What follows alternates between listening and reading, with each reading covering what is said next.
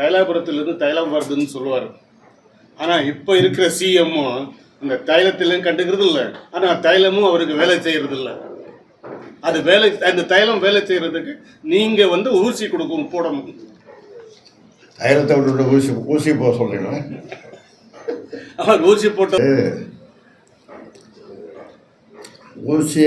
ஊசின்றது நீங்கள் தான், மீடியா தான். ஊசின்றது மீடியாக்கள் தான் இல்லையா? நீங்கள் வலிமையாக ஊசி போட்டீங்கன்னா வேலை செய்யும். ஏன் செந்தில் பாலாஜிங்க சார், அமைச்சர், முன்னாள் அமைச்சர், ஜாமீன் கொடுத்துட்டாரு சுப்ரீம் கோர்ட்டில். சுப்ரீம் கோர்ட் ஜாமீன் கொடுத்ததை பற்றி இல்லை சார். அது நீதிமன்றம் அவர் வழக்கு ஏதாவது சம்மந்தப்பட்ட எது அதை பற்றி நாம் என்ன சொல்லணும்?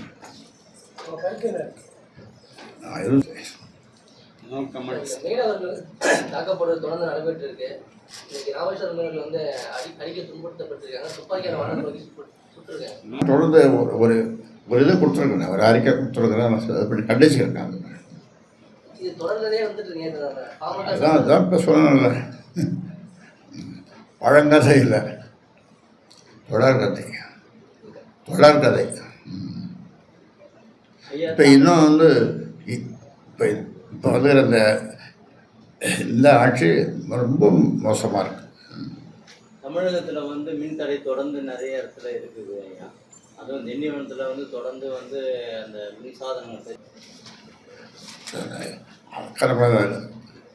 மின் பற்றாக்குறை ஏற்படக்கூடாது. இது தொடர்ந்து பல யோசனைகளை எல்லாம் நம்ம தொடர்ந்து சொல்லிட்டு வரோம். கிட்டத்தட்ட ஒரு 20-25 ஆண்டுகளாக சொல்லிட்டு வரோம். ஆனால் எந்த அரசும் அதை கேட்கலை, செயல்படுத்தலை. அதனுடைய விளைவு தான் இது. அதாவது காற்றாலை மின்சக்தி,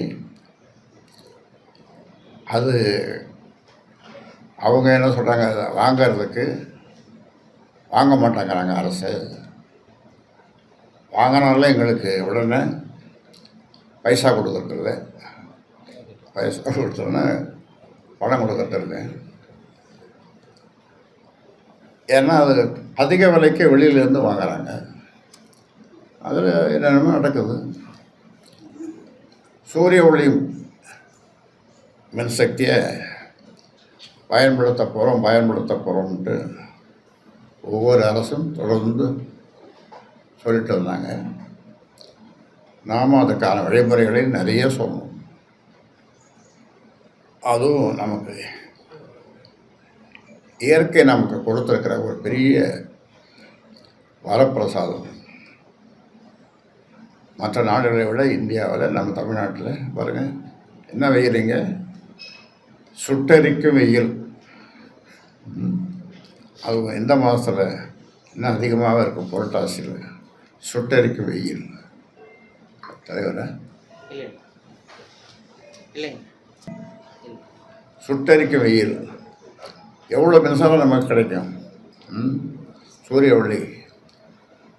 அதன் மூலமாக ஒவ்வொரு வீட்லேயும் வைக்கலாம். ஆனால் அதற்கான நடவடிக்கை அரசு ஊக்குவிக்கணும். ஊக்குவிக்கிறது மட்டும் இல்லாமல் அதற்கான நடவடிக்கைகளை மேற்கொள்ளணும். குறைந்தபட்சம் அரசு கட்டிடங்களில் அதை முதல்ல செயல்படுத்தி, தனியார் செயல்படுத்துகிறாங்கன்னா அவர்களுக்கு ஊக்கத்தொகை அல்லது வேறு வகையான இது ஊக்கத்தொகை கொடுத்து அல்லது அவர்களை உற்சாகப்படுத்தி செய்யலாம். அதான் செய்யறதில்லை. திருநெல்வேலியில் பார்த்தீங்கன்னா பள்ளி மாணவர்கள் கத்தியை பேக்கில் எடுத்து வந்திருக்காங்க. இது பார்த்தீங்கன்னா தொடர்ந்து 2 சம்பவம் நடந்துட்டு இருக்கு. இதே போல போன வாரத்துக்கு முந்தின வாரம் இந்த கட்சி எப்படி பார்க்குறது மாணவர்கள்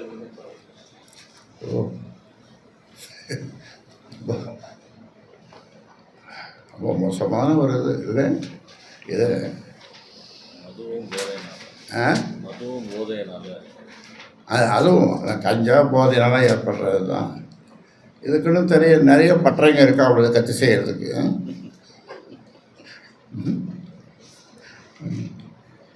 ஐயா தென்மேற்கு கத்தி வீச்சரிவா அங்கே அந்த பக்கத்தில் இங்கே அதை நம்ம கத்தின்னு சொல்லுவோம். தென்மேற்கு பருவமழை வந்து நல்லபடியாக பொழிஞ்சிருக்கு. ஏரி குளங்கள்லாம் ரொம்பி போயிடுச்சு வந்திருக்கு. ஏரி குளங்களை சரியான முறையில் தூர் வாராமல் இந்த மழையை எப்படி அரசு சரி பண்ண போகுதுன்னு நினைக்கிறீங்க? மெதுவாக பார்த்துக்கலாம். அடுத்த வருஷம் அதுக்கு அடுத்த வருஷம் மாறிக்கலாம். என்ன அவசரம் அதுக்கு? அதாவது நான் பல முறை சொல்லியிருக்கேன். என்ன சொல்லியிருக்கேன்னா, மும்மூர்த்திகள் யார்? பிரம்மா, விஷ்ணு, சிவன்.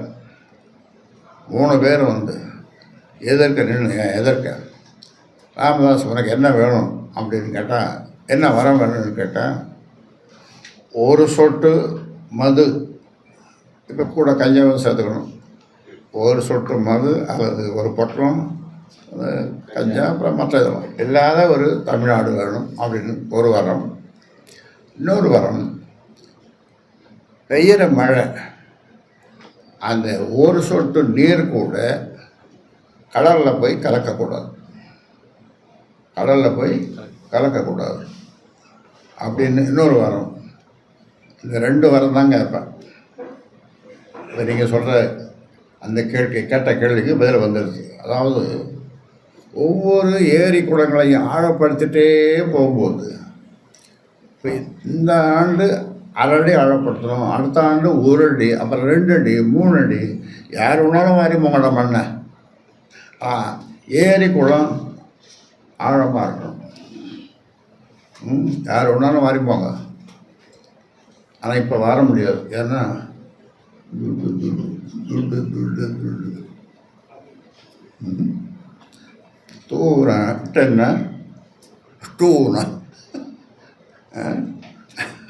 அது ரொம்ப.